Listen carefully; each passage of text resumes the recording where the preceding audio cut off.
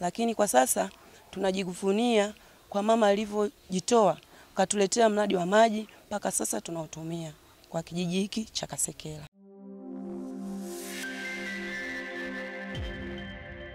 Serikali yakamilisha mradi wa maji utakaohudumu wakazi zaidi ya 3500 wa kijiji cha Kasekela wilayani Sumbawanga mkoani Rukwa na maeneo jirani. Kaimu meneja wa RUWASA wilayani humo, Matthew William, amebainisha kwamba mradi huo umefikia 75% ya utekelezaji na utadumu vijiji vya Msira na Kasekela.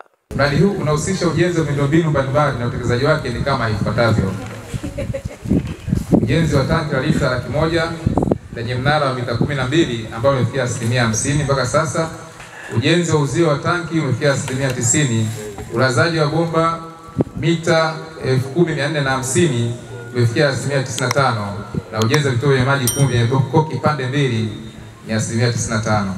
Mheshimiwa Mkuu wa Wilaya, mpaka sasa mradi huu umetekelezwa na kukamilika kwa 75%. Akizindua mradi huo, Mkuu wa Wilaya ya Sumbawanga Nyakia Ali Chilukile amewataka wananchi kutunza miundombinu ya maji na kutofanya shughuli za kibinadamu ili kuepukana na magonjwa ya mlipuko kama vile kipindupindu na homa za matumbo.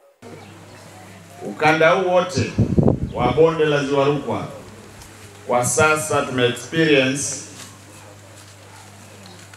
watu wakiumwa magonjwa ya mlipuko ikiwemo kuhara na kutapika, kwa sababu tunakunywa maji yasiyo safi na salama.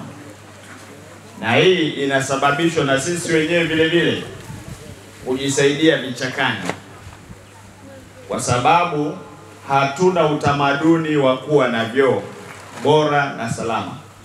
Kwa upande wao, baadhi ya wananchi katika kijiji hicho wameipongeza serikali kwa kujenga mradi huo na kwamba utawawezesha kuondokana na adha ya kuugua magonjwa ya homa za matumbo ambazo zilikuwa zikijitokeza kutokana na kutumia maji yasiyo safi na salama.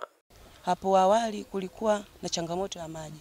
Tulikuwa tunateka maji kwa njia ya visima mpaka tunaingia sehemu za mito, tunachimba visima ndo tunateka maji. Watoto walikuwa wanaugua matumbo nini, lakini kwa sasa tunajivunia kwa mama alivyojitoa katuletea mradi wa maji mpaka sasa tunautumia kwa kijiji hiki cha Kasekela.